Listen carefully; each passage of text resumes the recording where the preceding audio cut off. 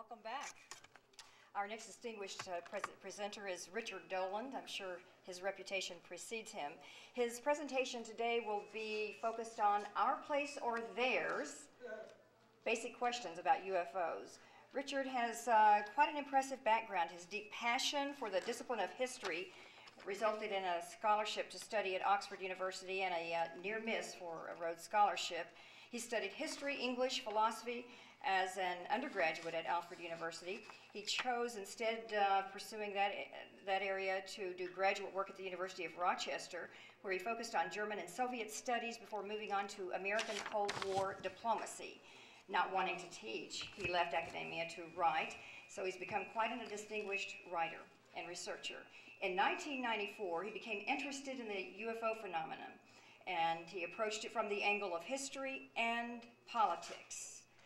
He was intrigued by the cultural schizophrenia, the fact that mainstream and the academic culture and the official culture continued to treat UFOs as an amusement, as the giggle factor, but that so many intelligent people privately had also taken it seriously.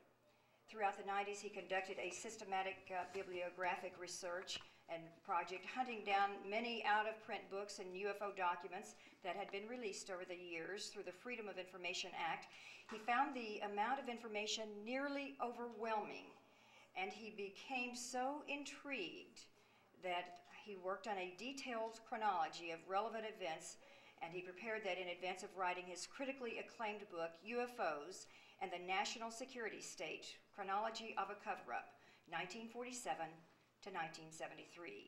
This book provides the crucial foundation everyone needs to get a grasp and to get an understanding, a clear, comprehensive, but concise historical narrative of what he calls the problem. He's now at work on the study's second volume, which will take the story through the remainder of the 20th century. And he and his lovely wife, Karen, are manning his table outside. He has numerous books, articles, and products, I guess CDs or whatever, DVDs perhaps, that you might also find available at keyholepublishing.com. Without further ado, I'd like to welcome our next distinguished guest, and with much pleasure, Richard Dolan, Our Place or Theirs, Basic Questions About UFOs. Thank you, Cheryl. Just for the Oh, yeah. Okay, I'll fix that there. Whoops.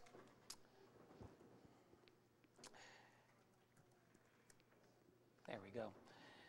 This is actually called Ours or Theirs, the basic question about UFOs. By the way, I'm still very fond of the phrase cultural schizophrenia. I coined that, I'm proud to say, and I think we should all use it because I think that's what we've got. I was just chatting with a very nice man here who's got that great, awesome computer. He knows who he is. And we talked about this society as the Matrix. He says, isn't it true that we're in the Matrix? I said, yep, I feel that way. And, oh, we've lost the signal here. Let's do this. Hold on there. Okay. You know in the Matrix where you get that great scene where Morpheus meets Neo for the first time, and he says, you got the red pill and the blue pill. You take the blue pill, you tell yourself whatever you want to believe, and you go home. And you take the red pill and you stay in Wonderland, and I'll show you how deep the rabbit hole goes. When I very innocently started studying this topic about 10 years ago, I didn't realize that I took that red pill. I had the simplest question. I thought, well, gosh, I just want to know, was the military interested in this? And did they, have generals and admirals and such who took this seriously? And, well, that was an easy answer. That came very quickly. Yeah, big time. And then, you just get led down the rabbit hole. And after 10 years now of really thinking a lot about this, one's conception of reality just gets turned upside down. And you really have to look at this society as a kind of matrix. I mean, quite accurately so. So anyway, the other thing I would just say, this is supposed to be kind of a Q&A session, and I'm very happy to do it that way. I will say that I did more or less present a kind of presentation here for you. I have not done a dry run of this. I have no idea how this is going to come across. So I would encourage any and all questions. And with the proviso that I really wonder, like, how do I look at myself in this field? There are so many researchers who know much more than I do. I make no bones about this, who've delved into this field more deeply than I've gone. I think if I have a gift at anything, it's to communicate in a way that I think some people like to read the book, and hopefully explaining things clearly. But there are many gaps in my knowledge still, and I feel at times like an elementary level student to this day in this field. I continue to learn a lot. And that includes certain issues concerning this topic here, ours or theirs. I will say when I started this, I don't think that this is 10 years ago, gave a sufficient credence or understanding of some of the really advanced technology that humans were developing already even by World War II. And in fact, Richard Sauter this morning gave a very excellent description of some of that when he discussed Project Paperclip. I think after writing my book, I continue to think about this. And for example, the whole German contribution, I think if I were to redo anything about the book, that would be something I would treat a little differently. But today, my feeling, when you see a UFO, let's call it, Steve Bassett hates the phrase UFO, but I'm going to use it. You see a UFO out there, and it looks like that, a triangle. And it stops, and it hovers, and it's silent. You can ask yourself, is that ours or theirs? That's a fair question to ask. And my answer is that I genuinely think that there are both in this society and in our civilization. I'm going to try to explain why I think that is the case. There are people who look at this and they say, well, the true UFOs are alien. And I think some of the true UFOs are alien. But is it fair to say that there can be true UFOs of human origin? And I think the answer to that question today is yes. And what I mean by that is, I think we need to start realizing that there is technology that is here, very likely, as I will argue, like many others, that have been helped along by crash retrievals and hand-me-downs and such. And we've got some of these, and I think we need to call them. They're just as anomalous as anything else. They're totally outside the little reality box that our civilization tries to impose on us.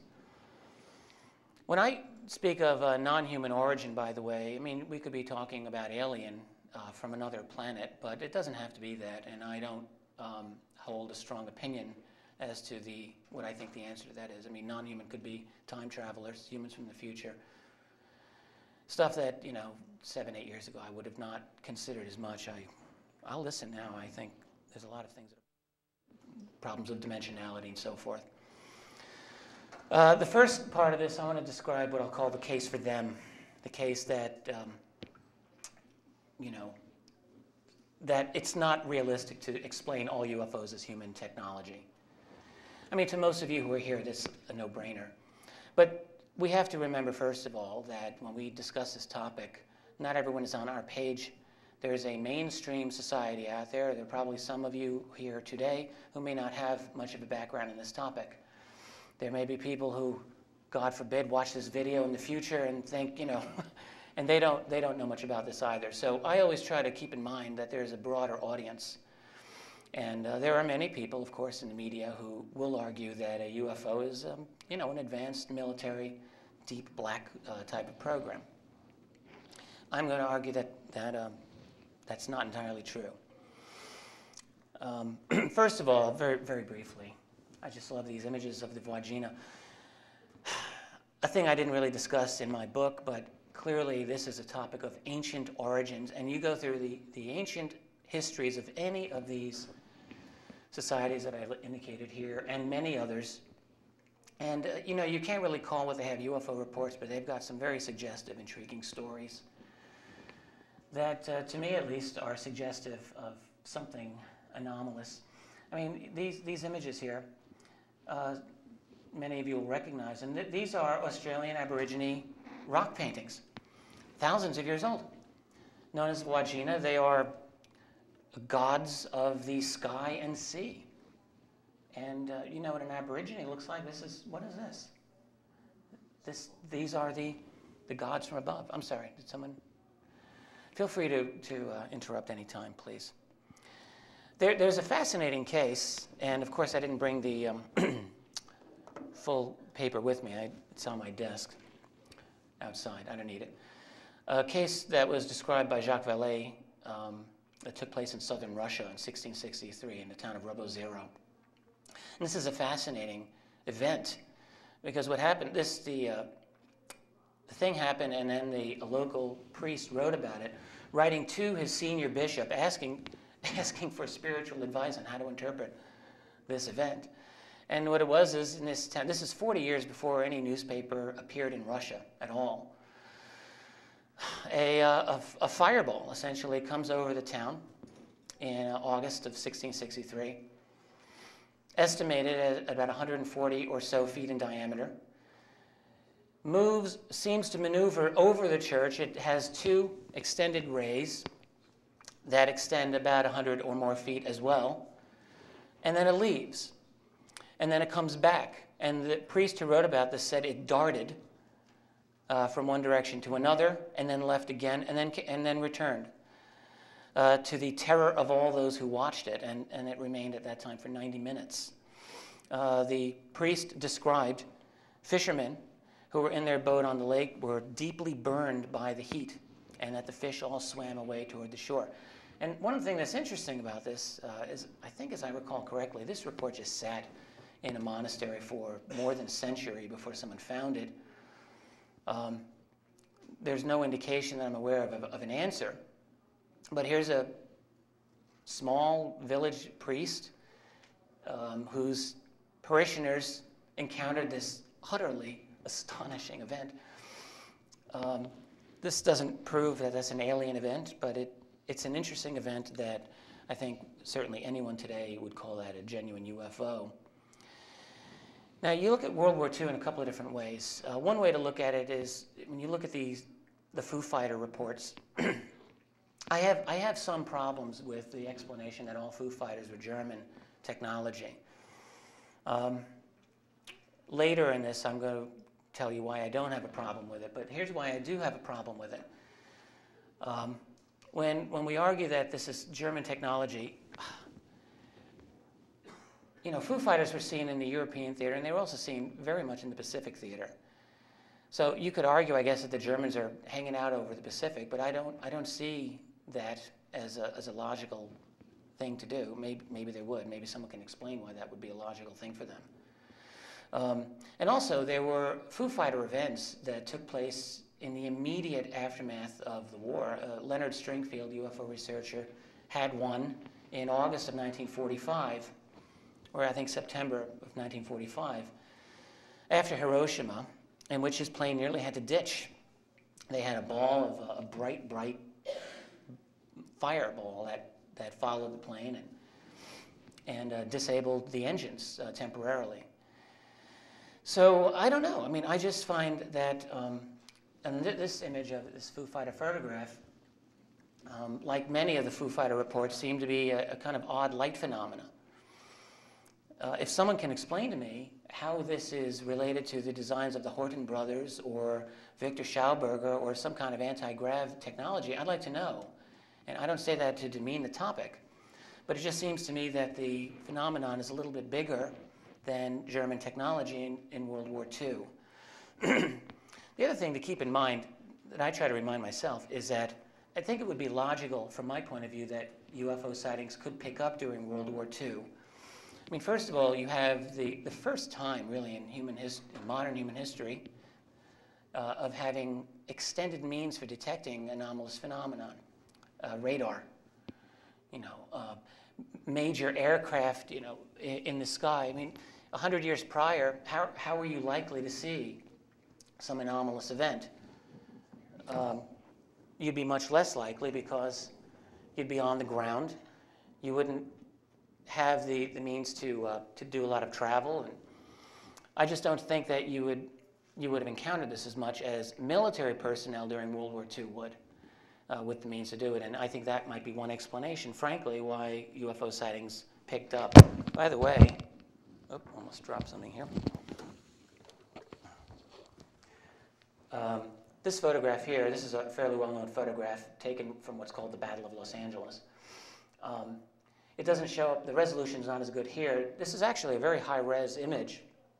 And if you look at that, Bruce Maccabee's here. I don't know what you think about this, Dr. Maccabee, but the thing sure looks like a ship to me. Is that the only picture that exists? Because if the military is shooting at that, surely there should be more than one picture. Good question. Is this the only one that exists? It's the only one that I'm aware of. Is anyone aware of another photograph of this? This is from February of 1942. And what happened was the city of Los Angeles was subject to an air raid and signals in the middle of the night.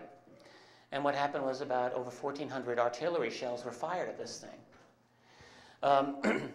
And killed 3 LA residents directly, and 3 others died of heart attacks that were attributed to this. This was sent to me by a man. I'm actually friends with this man. He's a retired professor at Occidental College in California, a great guy, who was a boy and watched this happen as it did. And Dr. Maccabee. I would just say that we mentioned it a couple of times on national radio, most recently on Coast to Coast last weekend. And so far as this is the only photo that has turned up. We think there would be some more somewhere. And we would also like to know where that was taken from. My friend, whose name is Scott Littleton, I'm sure he'd not mind his name being known.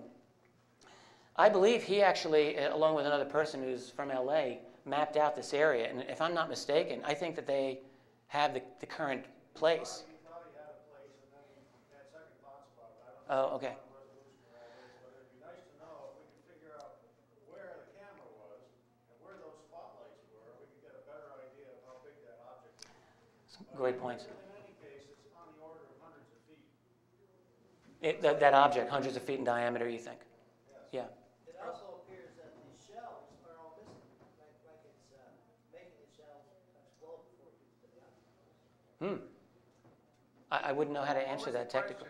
It appears that the shells were exploding around it as if I'm getting you right, that the object was making the shells explode around it. Who took this picture? What are those dots above the searchlight?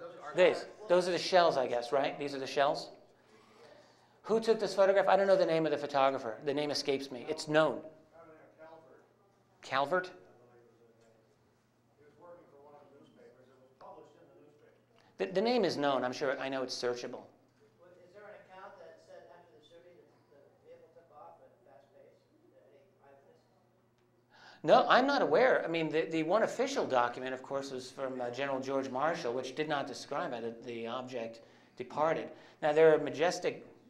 there are documents in the research of the Cooper, Dr. Bob Wood and Ryan Wood. And I know that they have documents that indicate that other things about this. But Richard, the shot is clearly, the photographer's in the air. I mean, it's probably, I just flew in a helicopter over the couldn't he be at a high, like on a hill, do you think?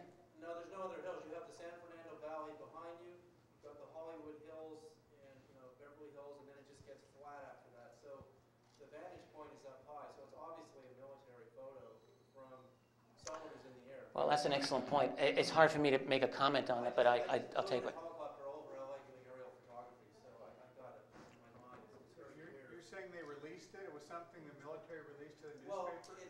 it's obviously a pilot, a vantage point, because you can't get up that high. There are no towers down in the valley. That you're looking at the top of Mulholland Drive, the top of the mountains in Los Angeles. You couldn't get a shot up that high unless it was a steep angle looking way up. So there might be a lot of eyewitnesses because each of those spotlights had to have people manning the spotlight. Well, there were many eyewitnesses. I mean, that we all know. A lot of people were woken up by this in the middle of the night. Let me keep moving on here. The one last thing I just say is that the conclusions of these World War II anomalies are they're unknown, or at least they're not acknowledged publicly. And there were quite a few investigations done that we know about. And then you've got, I think, probable early crash recoveries. You got the ghost rocket phenomenon. This is the one known ghost rocket picture. Doesn't have to be, I don't know what this is. This could just be a meteor for all I know, but it's a ghost rocket picture. But what happened after the war, there was a series of very interesting sightings across Europe, starting in Scandinavia and spreading throughout Europe, going over France and Greece, of objects. No one knew what to call them. They said, well, they're rockets of some sort, ghost rockets, because they don't act like normal rockets. The big question is who do they belong to? A lot of Americans speculated this was a Soviet ploy to intimidate the Western countries. It is worth pointing out that in Greece, the scientist Paul Santorini, who is a world-renowned scientist involved in the atomic bomb project, was there on the spot and said, years later, I was charged by the Greek government to look into this. I had a team of engineers and scientists to do so. And we determined that these were not Russian, nor were they missiles. And then he said, before we could do anything more, the Army, after conferring with foreign officials, ordered the investigation stopped. And foreign officials, obviously, it's American. And during the ghost rocket wave, there were a number of cases where objects absolutely were known to have landed or crashed. And I think were recovered. I don't know what they said, what they were. We don't have, again, official conclusions on this. You've got then the whole wave, the interest of 1947. I don't usually talk much about the Maury Island incident. A lot of people attribute that as a hoax. I don't know. I really don't know. I think the easy answers of hoax are too easy at times. And what happened, though, was that something fell out of the sky, debris, and was recovered. And there's certainly elements of Project Paperclip involved in this. The Army Air Force guys who recovered this debris and took it back crashed, died on the way back to the base. Kenneth Arnold was absolutely subject, I think, to surveillance during the entire... He was investigating this incident. Arnold was famous after having seen the flying saucers initially and was asked by magazine publisher Ray Palmer to look into this other incident. And so he did, and seems to have been tailed. Roswell, I don't really have a lot that I want to say about Roswell. Everyone's talked about Roswell. Let's just skip it. Really, what can I say that's going to be unique on this? I'm of the opinion that Roswell was an anomalous non-balloon event. I do not believe that it was a mobile balloon apparatus. I do not believe that we've been given the truth on this officially to this day. You can make a variation of the alien crash theme and say it was a derivation of Project Paperclip and maybe some advanced airframe went down that they don't want you to know about. But I'm inclined to think that it was non-human because I think that there is strong evidence that there is a non-human element, and I will get to that in a moment. One thing, this is a little-known document that I think is personally significant. From October 1947, Colonel W.D. Wentworth, who writes, for your information, the Air Material Command at Wright Field is making a study of this subject, flying saucers, and is constructing models to be tested in a wind tunnel. As a guide in constructing the models, description from various persons who claim to have sighted these objects were used. Okay, so they're basing these models on reports that they're getting. At least this is what the document here is telling us in this instance. Air Material Command is of the opinion that some sort of object, such as the flying saucer, did exist. I think he's saying did because the main wave of sightings by October was somewhat past, and maybe he's thinking that this is all over. One problem I have with UFOs as black world technology, and again, please feel free to interject here, is that you just got one after another really awesome airspace violation. I mean, in very sensitive places. And this goes throughout the 40s, throughout the 50s, throughout the 60s, and beyond. Very provocative encounters. I don't see this as, unless you want to postulate that a human group became an entirely rogue group, utterly independent from control of, let's say, U.S. military. Okay, maybe we can talk about that as a possibility. But like this report here, this is just one, it's typical, dealing with an airspace violation over at the Hanford Atomic Energy Commission site. This is a big deal. Objects round in form have been sighted over the plant. Air Force jets attempted interception with negative results. All units, including anti-aircraft battalion, radar units, Air Force fighter squadrons, FBI have been alerted. So what is up with that? You get this going on through the 1950s. Very provocative encounters. This is from regarding Oak Ridge in Tennessee in 1953. And this, to me, is just one of the most amazing reports that I've ever read through the Freedom of Information Act. Object extremely black in color, did not leave a vapor trail, no sound. The object flew east at a tremendous speed for what appeared to be 3 miles, where it stopped.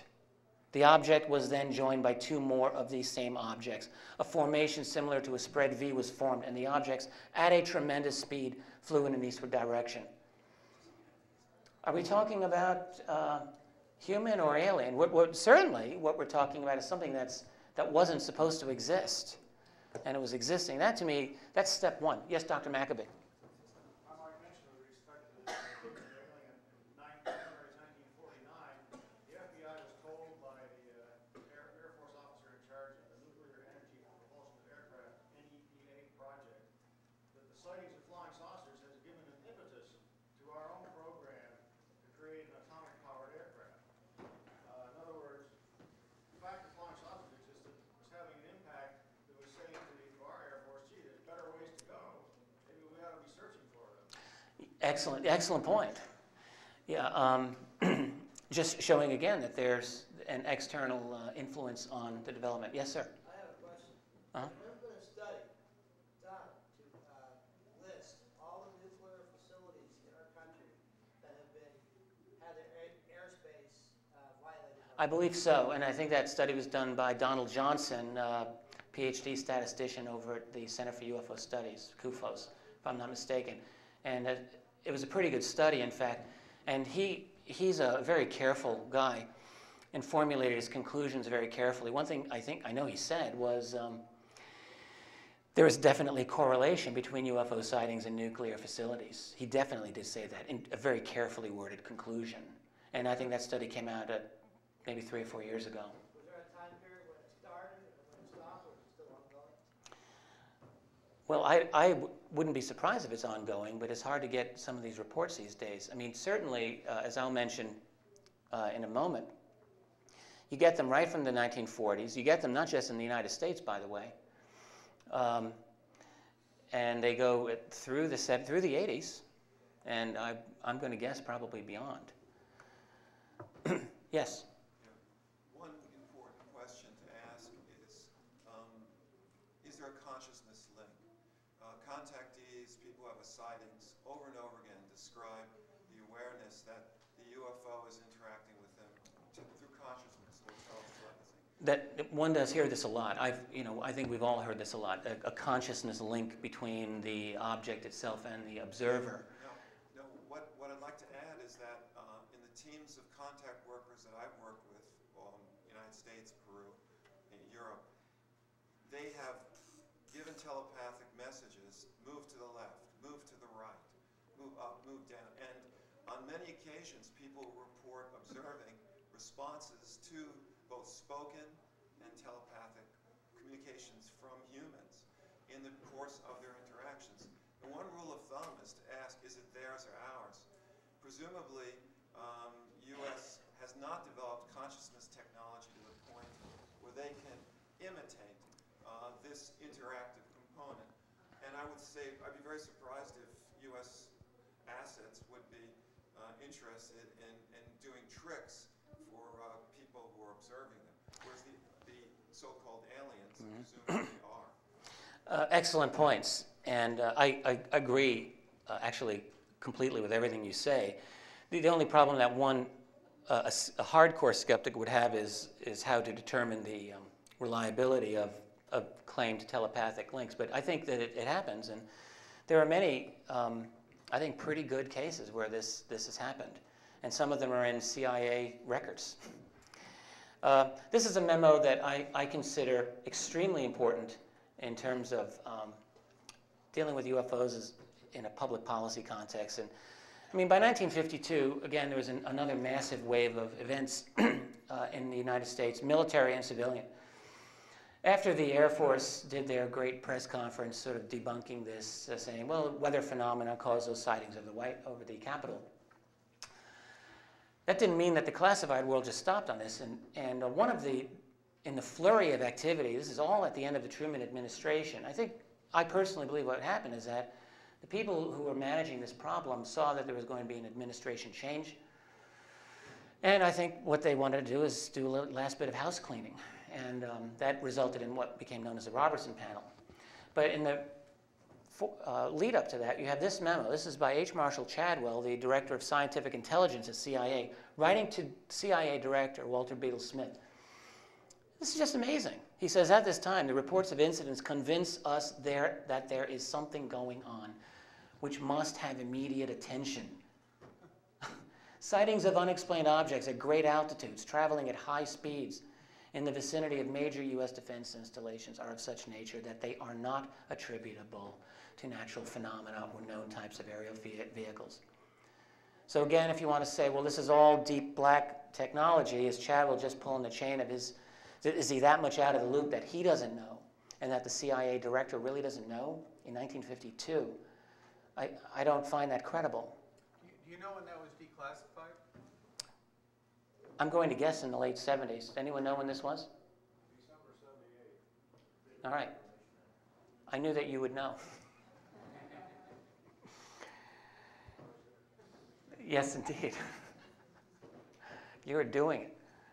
And then you have provocative... Oh, you had a question, ma'am.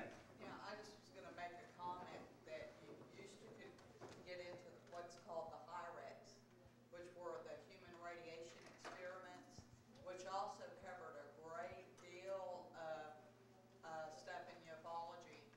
And you can't get in there anymore. It's a matter of homeland security. They're cut off now. Oh, it's a police state, isn't it?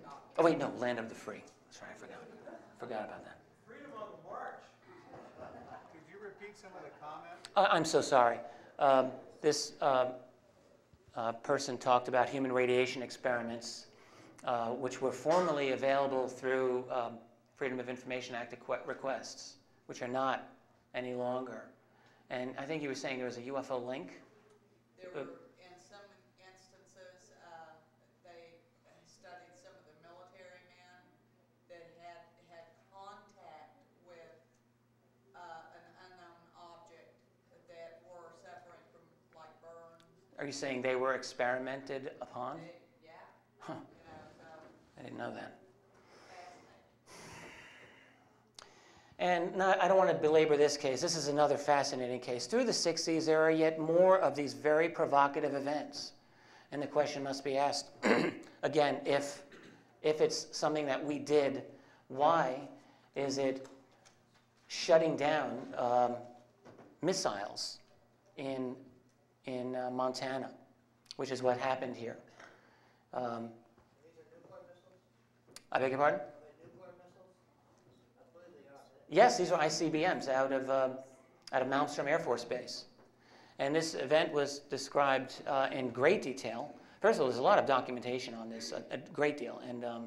And Robert Salas, who is man on the spot, has been very forthcoming, wrote a book, and he talks about it a lot. Yes, sir? One quick question about this one. When it says missiles went offline, did that mean that they were just momentarily inaccessible, or were they irretrievably offline? They were offline for a day. For a day. Which is a big deal. Because when Boeing did the analysis, Boeing could not find out why these missiles went to shut down. And, you know, you might not think, oh, a day, who cares? But for the military, that's a very big deal. And it should never have happened. Yes? Are you familiar with the work of David Hamill in Canada? I'm not. He builds, it's basically a mechanical oscillator using magnets, and it generates a plasma. When he fires up his engine, all the neighbors' lights go out, the radios don't work for almost a half a mile, I understand. And it's actually a spacecraft engine. It's pretty well documented if you're not familiar with that. Well, I'm coming up to that theme in a little bit. What was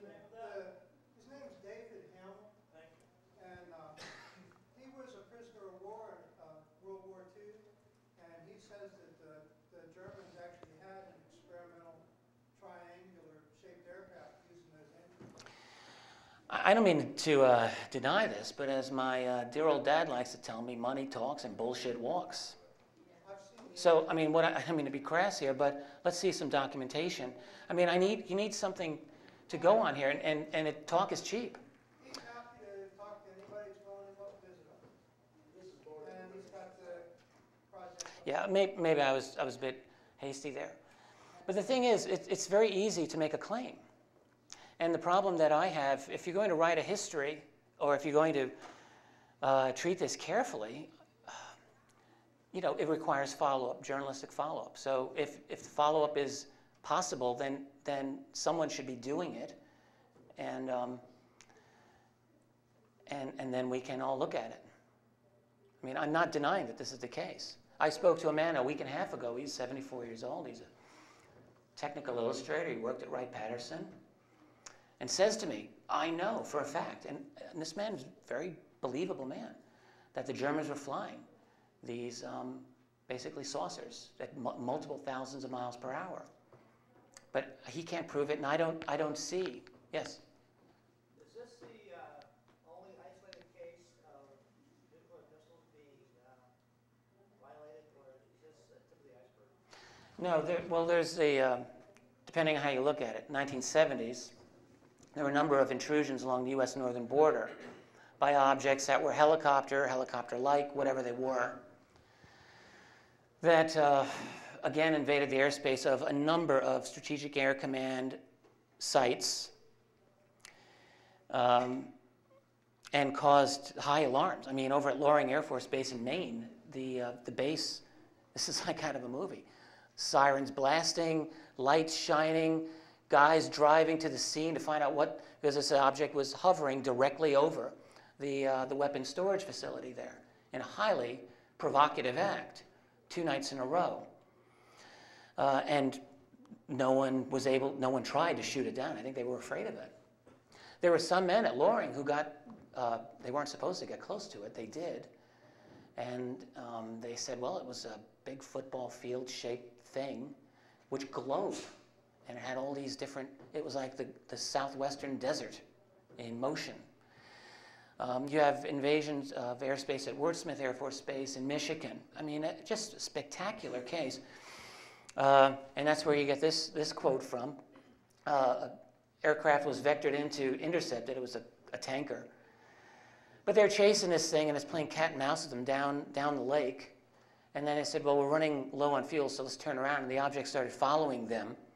And one of the men on the aircraft said, you know, I know this might sound crazy, but it sped away from us doing about 1,000 knots, which is amazing. This presumably is the object that was hovering a short while ago over the base.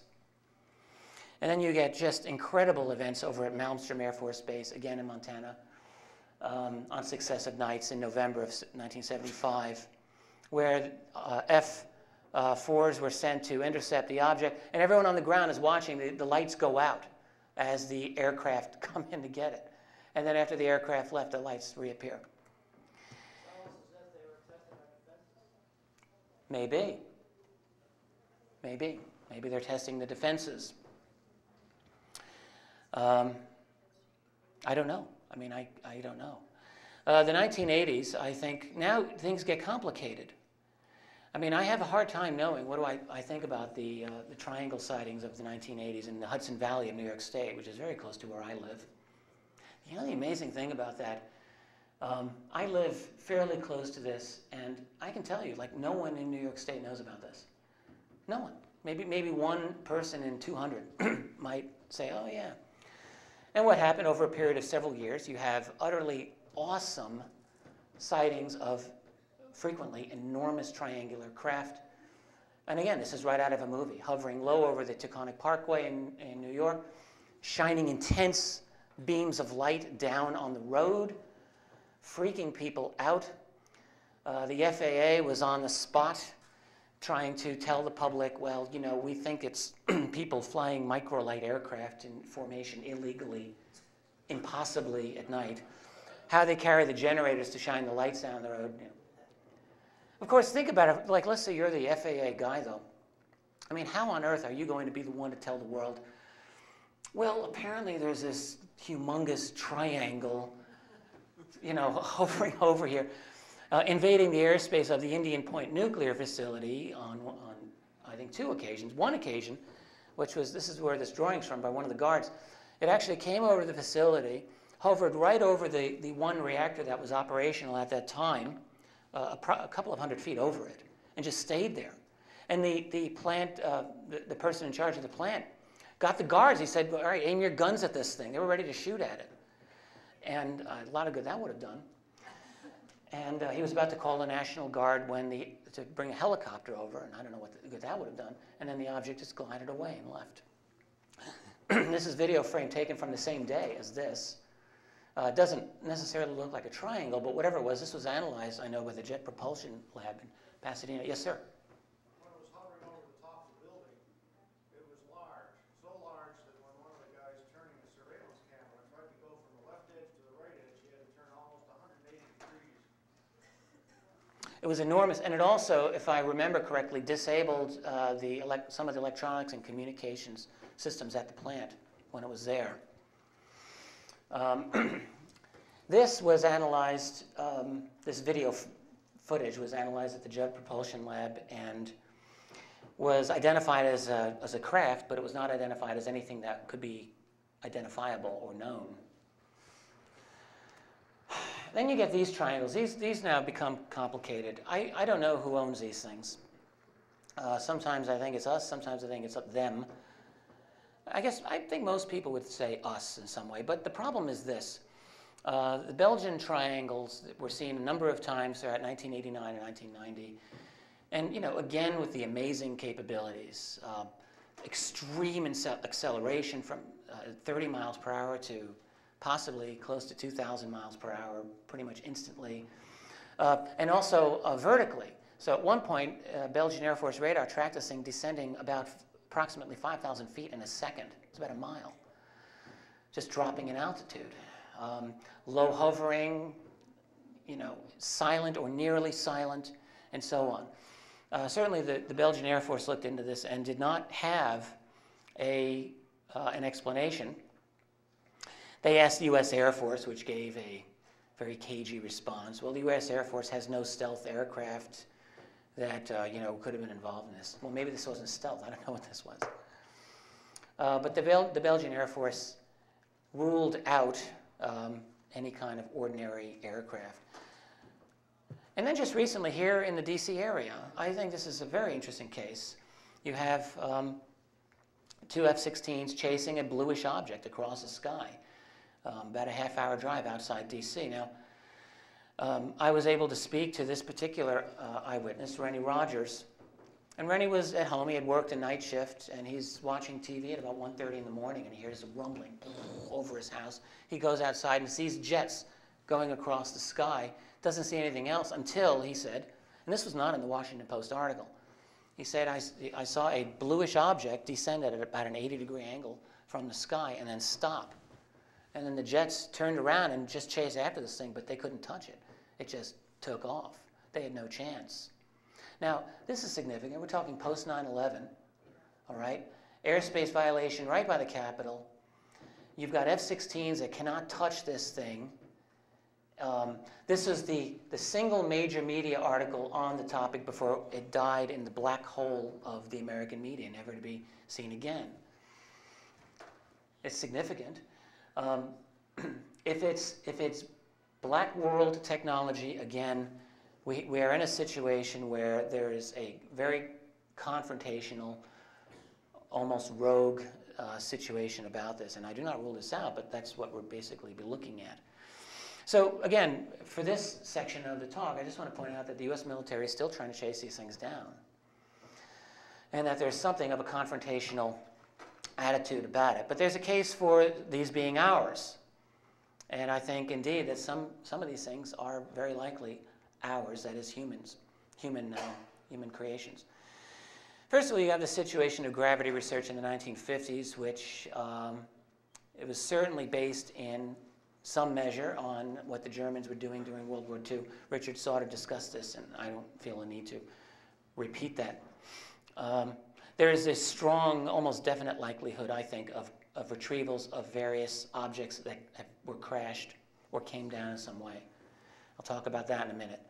You've got witnesses, all the video hounds over by places like Area 51 and Northrop radar cross-section field that in the late 80s and early 90s in particular were obviously seeing things that looked like experiments in field propulsion technology, that is gravity control.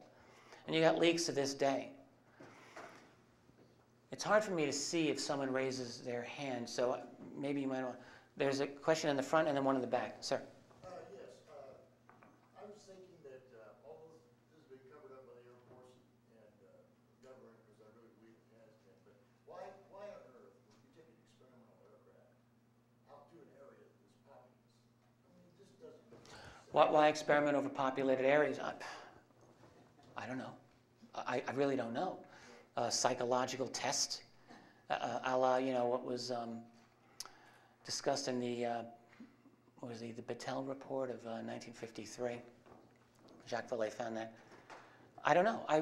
It doesn't make sense from a security point of view. I have to agree with you. Sir? Have you spoken with Nick Cook since his book came out? I've never met Nick Cook. I would love to meet him.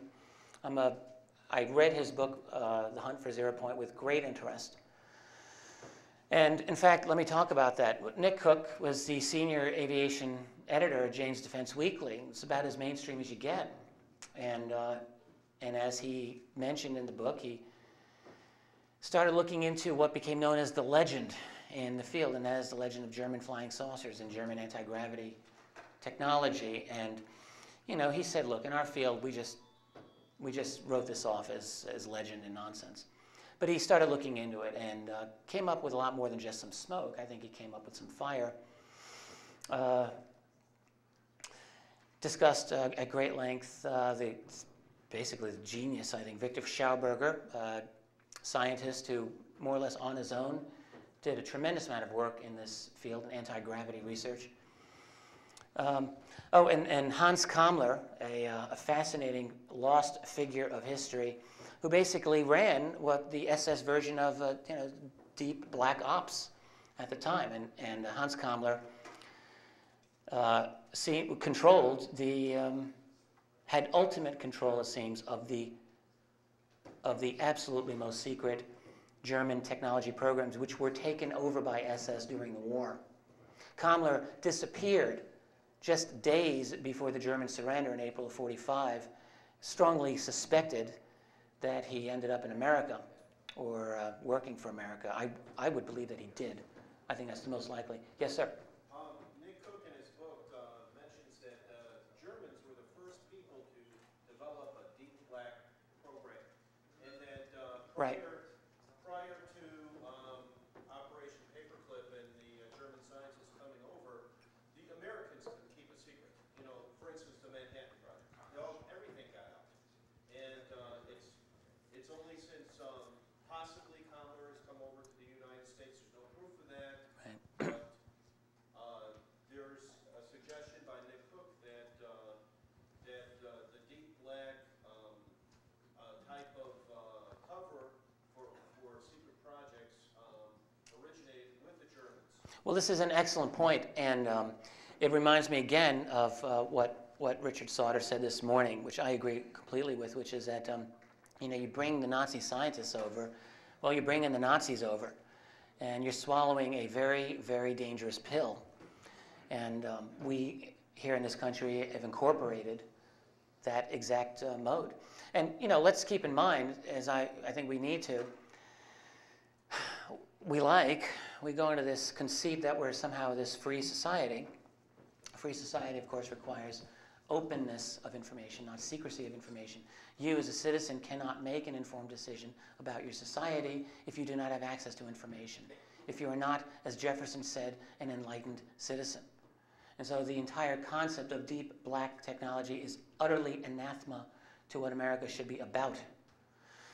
Now, the other thing that Nick Cook points out, now the thing that I took out of Nick Cook's book, and again, if you disagree, please do so, is that I don't see how he found any major evidence of a possibly operational craft prior to the mid-1950s In other words, stuff that was taken over by America, and then maybe by then. And even then, I think he felt, the impression I got, he felt that was a stretch. And I think that he was only comfortable saying that we might have achieved anti-grav by the early 60s. Someone interprets this differently, please let me know. Now, it's always possible that there was something super secret that actually was a success. But the thing is, I realize we're not on a level playing field here trying to get the information, but we got to get something. What is that noise? Yeah. Question? Sorry, yes. Or a comment? Okay. Do you think that we're being dumbed down by our own government? Do I think we're being dumbed down? I do believe we are. I used to not think I was that cynical, but, you know, Springsteen said 57 channels and nothing on. I tell people, you cannot, I used to joke, but I'm dead serious now. It is absolutely impossible. You must never watch television news, ever. And the reason is that, like, unless you go in as a counterintelligence agent, steeled with the idea that, you know, what are they trying to make me believe? You can't do it. And I'm not just talking about your local Fox affiliate. I mean CNN, all due respect, Cheryl, for whom I have a lot of respect, okay? MSNBC, whatever. And then there's your internet, your AOL or MSN connection, same thing. And the only bastion of freedom, I think, is you've got to hunt on the internet. You have to use your judgment, just like, you know, all grown-ups do. But that's where it is. It's not in the corporations. Sarah, you have a question? Well, I was sympathetic to your comment that the whole concept of black technology is anathema to a free society. But I suddenly wonder, if what we're talking about is black technology, could we possibly be fooling ourselves that this stuff really exists? I mean, is it so? We've convinced ourselves that it's black, that it's behind the curtain, and it's there. Could it equally be black and not be there? All right, I'm a little lost there. Your logic has, maybe it's my lack of sleep. I don't know. If it's You're convinced that this black technology exists, and that is a threat to our democracy. Now, how do you know that that technology exists? well, allow me to continue. Allow me to continue. Crash retrievals. Oh yeah, this is a T-shirt that I bought at a conference. I just love this. This guy is hysterical. When aliens drink too much. So I says, hey, Eddie, check the gravitational influxes. He says, yeah, and we're doing like Mach 8 here, right? I ask, what about the distortion entry boots? You know what he says? Who's driving this thing? So I spent 50 years in the Nevada stinking desert having baby food pumped up my you-know-where, right? Wrong answer, Ed. Screw that inbred moron, stupid idiot, transverse theorist of parastellar physics. Sure. And the mother sold this. The artist, I didn't meet him, but his mom was hawking these T-shirts. And she said, yeah, he had to clean it up a little bit. Did I sneak that in? There are no shortage of what I believe are credible stories of crash retrievals, and let me discuss some of these. Leonard Stringfield, many of you know who this man was. I've never had the pleasure of meeting Mr. Stringfield, and by all accounts, he was a great gentleman. Fought in World War II, as I think I alluded to earlier, UFO researcher, and really, I think, is probably best known for his collection of accounts during the late 70s of first and second-hand accounts of retrievals by military personnel of crashed UFOs, and also accounts of alien bodies being held, for example, at the Blue Room in Hangar 18 at Wright-Patterson Air Force Base, and so on. And the thing about Stringfield was that he collected, if I'm not mistaken, something like 30 or so first-hand accounts and about as many second-hand accounts. And by second-hand, we're talking either the person was deceased or they were alive but did not want to speak with him directly, and so went through an intermediary. He had a hard time convincing some people that these were legitimate because he wouldn't give out the names of who these people were, but they came to him in confidence and in fear, many of them. There's a great deal of detail that we could discuss here, but I'm going to have to just bypass it. There's the event. I'd like to know what some of the especially experienced researchers think about this case, the Fort Dix McGuire Air Force Base incident of 1978. This has been investigated by some very reputable researchers, among them Richard Hall, Len Stringfield, I believe, did, and Major George Filer, who worked at the base at the time, has done a lot of work on this. And what appears to have happened is there was a UFO sighting at the base. They were next to each other. And that a military policeman, a blue beret, shot a humanoid being on the runway. And also, apparently, there was a retrieval of technology. The body was loaded from a special plane sent from Wright-Patterson Air Force Base. And I have not seen any real debunking of this. Is this legitimate, Dr. McAbee? Do you know? I spoke to the guy during the investigation, which was 15 years ago or something. Mm-hmm. He was talking with us, and he was on our way to Japan, where he was going to live, get out of the country, go somewhere else. He was scared. He was scared. I think he's come back again since, but in any case, he seemed to be reasonably straightforward. And it certainly is a tough case to swallow. I mean, to bottom. Right. Accept that this whole thing is true, but there's a lot of threads that suggest that it really happened. Yes. What is that document you've got up? Oh, this is it's a horrible resolution, isn't it? I think it's an incident report that describes, I can read it better here. It was reported to this office there were reports of UFO sightings over the base and an incident in progress on the Fort Dix installation. Control tower blanked out, recovered, something here. Upon further investigation, it was reported that an unidentified being had been shot by Dix MPs and some entered the base at above location. Oh, some entered base. Others? I don't know. Was there others? I thought there was just one being. My recollection is something was shot and something ran away. One ran away. So, I think this is a real document.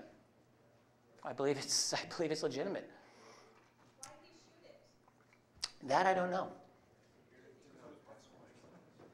Does anyone know? Orders to shoot anything that was, you couldn't tell in the dark what it was. Standard operating procedure. Yeah, if you go out to Andrews, they have a red line painted out there. They don't let people out there much anymore, but for the air shows, they call it dead line. And when they have the air shows and stuff, they'd have a shooter on the roof. There was, unfortunately, years ago, I think, mentally handicapped young boy crossed that line. Oh. Was killed. So go across that line with that. I spoke to a former military man who told me, very matter-of-factly, he shot a protester dead who had climbed on top of an M1 Abrams tank. I mean, the guy wasn't really, he was just, really wasn't doing anything dangerous. He was trying to fight the power, and the guy shot him dead. And said he got in trouble because he gave a warning shot first. I'm not kidding.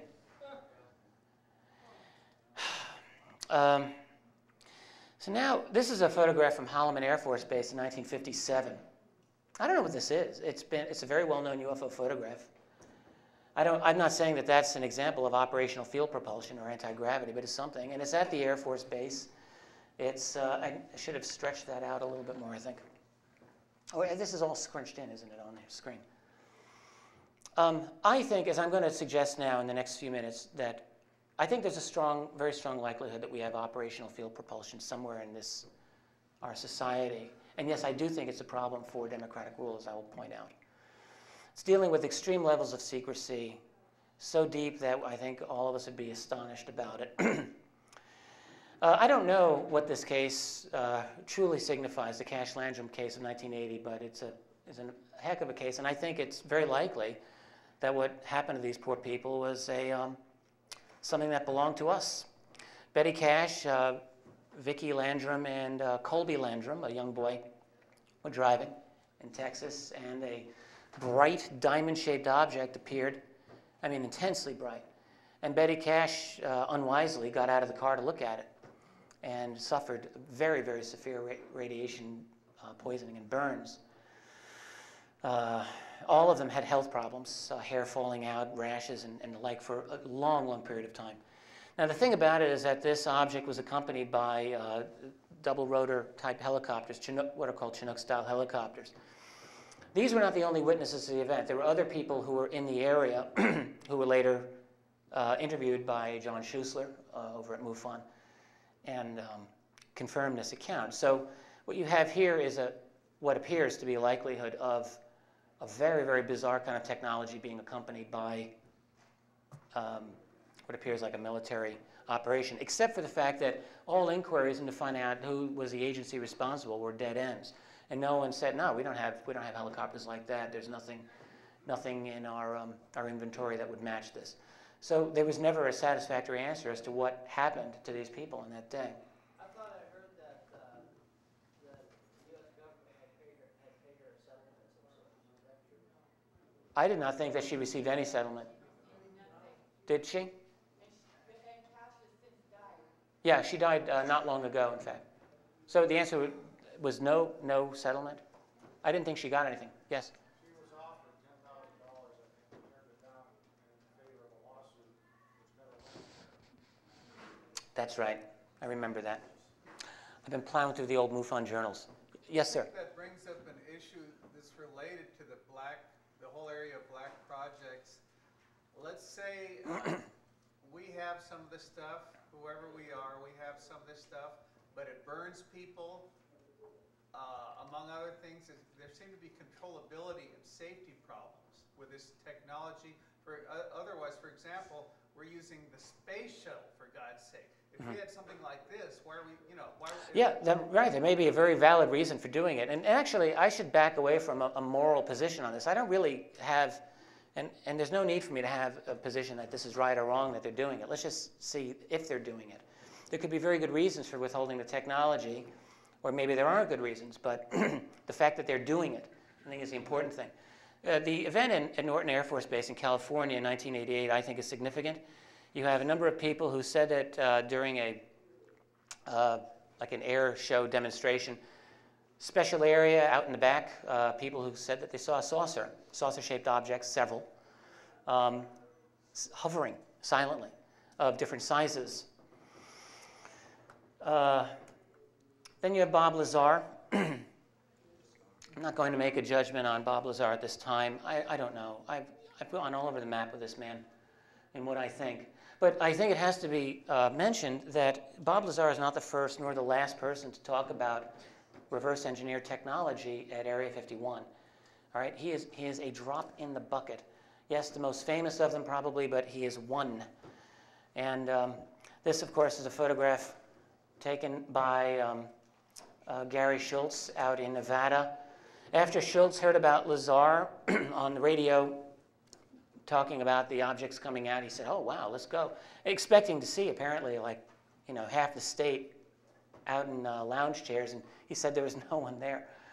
He was with his wife, he waited, and this object came up. He took a picture of it with a fairly cheap camera, I think. It came out very well.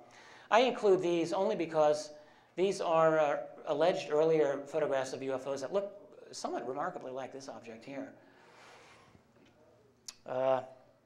This is Gary Schultz. He was out there. He's one of a number of people. He's certainly not the only person who would go out to Nevada. Oh my gosh! That is Bill Hamilton. I'm wrong. In fact, I've met Bill Hamilton, and don't tell him I did that. Okay. Sorry, Bill. That's right. Well, just don't look at that. Another event, though, in December of 1990, he's with a bunch of people. This is one event of a number. They see what they describe as a huge glowing saucer, pulsating, followed by a military helicopter. Then over at out in Southern California, more aviation watchers. Over at the Northrop facility, for example, a number of cases of glowing, silent, pulsating, saucer-shaped objects were seen. Triangles were seen, boomerangs, and so on. Yes, this is the Northrop airfield. That's the one picture that I've got of it. What's that? Well, that's I think that's it. It's probably not the whole part. A number of these cases, let me just mention briefly.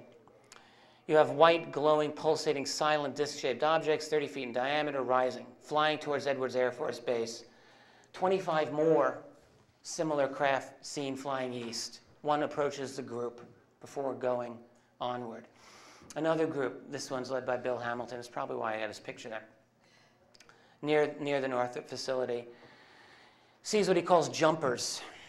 White lights emerging from the ridge, moving, jumping, dancing, doing weird things, and then boomerang objects being seen. A large triangular craft. Photographs taken, unfortunately, did not turn out well. Oh, that doesn't turn up here. This, you know, I'm not saying this is anti-gravity. This is just a neat video that was taken in Las Vegas in 1990 by a man named Roger Beard. Weird stuff going on out there. None of it's acknowledged. Then you have the Area 51 sightings. Again, these certainly continued through the 90s. This one I think is interesting. That's why I included it, from March of 1993.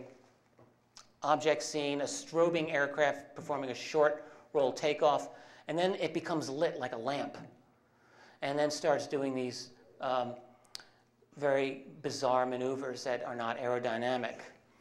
And then it goes dark and lands. Now, what is this? You know, a glowing high-speed helicopter, or an example of field propulsion? Another sighting in January of '94 by Area 51 through telescope, because you can't get too close, and an oblate spheroid, or a saucer-shaped object, making incredible accelerations, instantaneous turns, and so on. What is the current status of Area 51? According to whom? Popular mechanics, or? Well, what we call Area 51, of course, is, I'm sorry? It's still restricted airspace from surface level to infinity. So there's still something going on. Right, and I think, I mean, it's understood that that's a, Area 51 is a kind of a catchphrase for the whole large region, which is larger than what is known as Area 51. So you can't go there. You know, a lot of people have talked about the TR-3A, the black manta, so-called. Probably exists, or something like it exists. There's no confirmation, and if it's been around for years and years. The same with the Aurora craft, which may itself have been obsolete already. Who knows? The Aurora turned up in a budget item in the mid-1980s, 20 years ago. I doubt it's up to date. What you have with all of these people watching these amazing aircraft in the restricted areas, where are the aviation magazines here? Where's Aviation Week and Space Technology? Where's James? You get nothing. You get the UFO magazines covering this. That's where the action is. And the reason, of course, I think is it's a taboo subject, and I believe because if you start getting into this topic, it's going to lead inevitably to the topic of UFOs, and as in UFOs that are not ours. Because this is what I think is the case.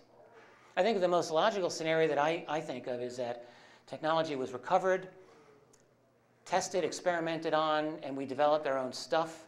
And it might be difficult to explain the field propulsion technology as something that we just did, because you'd have, I think it would be difficult to answer some UFO researchers. How much time do we have left? We do need to end because we've got to get the next people. Good, well, I'm just about done here. Do I have 5 minutes or not? No, probably like 2. All right. There's an issue of Aviation Week that came close to breaking the territory. No mention of UFOs, though. And as far as what a source of mine who knew some people in there, an editor who was interested in this got his hands slapped, basically, and the deep black stories dried up. Famous statement by James Goodall, not by him, to him by an insider. We have things in the Nevada desert that would make George Lucas envious. Ben Rich, I'm going to have to skip by this. Ben Rich and Kelly Johnson were the successive leaders over at Lockheed Skunk Works. First Kelly Johnson, of course, legendary, succeeded by this man. And toward the end of Ben Rich's life, talked about discussions he had with Kelly Johnson. And then spoke in, oh my goodness, I deleted this thing. Ben Rich in 1993 spoke to the UCLA School of Engineering alumni group and said, he ended this long speech on Lockheed saying, we now have the technology to take E.T. home. He said, thank you very much, and of course was mobbed by everyone. And basically said, we've got the technology, it shouldn't be held in the black anymore, and so on. Yes, sir? Have you heard that the SR-71, Here we go. YF-111 interceptor was developed from captured alien technology, known as wing roots, the Homestead engines? I'm sorry, the F-22? I didn't hear. The SR-71. Oh, I've not heard that directly, but who knows? The whole thing. Here's what I want. The big thing back then was Kelly Johnson's best. Received accolades for the U-2 aircraft. There's nothing more basic. Right. Let me cut you off quickly because I'm almost out of time. The thing is, if I had known when I wrote my book that Kelly Johnson was into UFOs big time, which he was, it would have gone in. And I'm going to figure out a way to get into the next book because Kelly Johnson was. Who was Ben Rich? Ben Rich succeeded Kelly Johnson at Skunk Works. Skunk Works is the super advanced R&D part of Lockheed, the coolest part of Lockheed. Kelly Johnson ran it and was succeeded by this man. Johnson was interested in UFOs and saw them on more than one occasion, including in the capacity at Lockheed with other Lockheed personnel. You got the Disclosure Project witnesses. I'm going to have to skip past them. Everyone's talking about anti-gravity. This leaked. This was released just this week by Richard Dolan. I can't vouch for this, okay? But it's just another story. I mean, there's a lot of interesting things here. The TAW-50. This is according to what his source told him. And Richard Dolan has been the source of some very legitimate information, in my opinion, some documents that have gone through him. This is an object that is a spacecraft, but it can also cruise through the upper atmosphere and lower atmosphere at speeds of faster than Mach 50, which is unbelievable. It's supposedly nuclear powered, uses electrogravitics, that is anti-gravity type propulsion, generating its own field. Incredible weaponry. They can just wipe out cities instantly, and very large, although I didn't get a sense of the shape of this object. These leaks keep coming out, and I'm going to end on this, actually. I know this person who was this witness. I got to know this individual, who originally listed her sighting on Peter Davenport's National UFO Reporting Center. And she's a graphic artist and reconstructed what she saw. And she's not kidding about the sharp edges of this triangle. It's a perfect equilateral triangle. It doesn't look like on this image, but that's what she said it was. She reconstructed it. She went back to the road. This is in Ontario, in Canada, in January 2003, and figured it to be approximately 125 or 150 feet in diameter. Pretty large. Went over her car. She looked out, saw it was silent, and just kind of flew away. She said that it had 2 layers. She said, you can't really see here, but there's like a kind of a thin sheath underneath, and then beyond that is another black layer. Is that ours or theirs? This is what I say. We have a hostage, we have a future that is hostage to secrecy. And I say this because, look, if the black world, let's call it that, has got this, when does national security end and where does freedom begin? This is technology that some of us plebes down here in the real world would like to know about. We've got some serious issues about energy and fossil fuels. We've got a lot of things going on here that I think 60 years of secrecy is quite long enough. Thank you very much. This is nearly as long as the duration of the existence of the Soviet Union, guys. And as I'm going to mention tomorrow, that was a society that came down in 6 years once you started opening it up to glasnost and perestroika. I'm sure Gorbachev did not anticipate having his own governmental structure come down, crashing down within 6 years, but reforms spiraled out of control. And one can only wonder about the level of secrecy here on this topic, which would absolutely turn our world, our knowledge upside down. And there'd be a lot of tough questions to ask. But the fundamental issue is this. What kind of country are we living in? Are we going to live in a country, do we believe in freedom? Do you believe in people having a right to know basic facts about the nature of their world, or not? Are we going to sit on our duffs like a bunch of Stalinist peasants and say, well, we'll let the boss tell us when he's ready? And I am personally not willing to accept that, and I believe that probably most of you are not willing to accept that either. So tomorrow, if you're here, I will be discussing why UFO secrecy has severely damaged and perhaps destroyed, I mean truly destroyed, or helped to destroy the American Republic as we understand it. But that'll be for tomorrow. Thanks very much.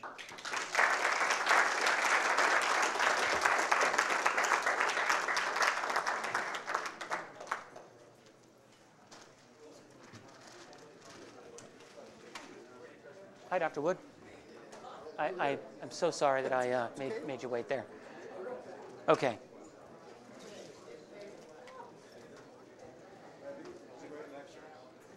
Thank you. I appreciate that. Because I had no dry run on this, and I really cobbled it together seemingly at the last minute. Did a very good job. Tomorrow's is much more micromanaged, and I think will be better. I just had a quick question. Yeah. Do you have an anticipated release date of your upcoming book? I'm hoping, and I really believe it could be by the middle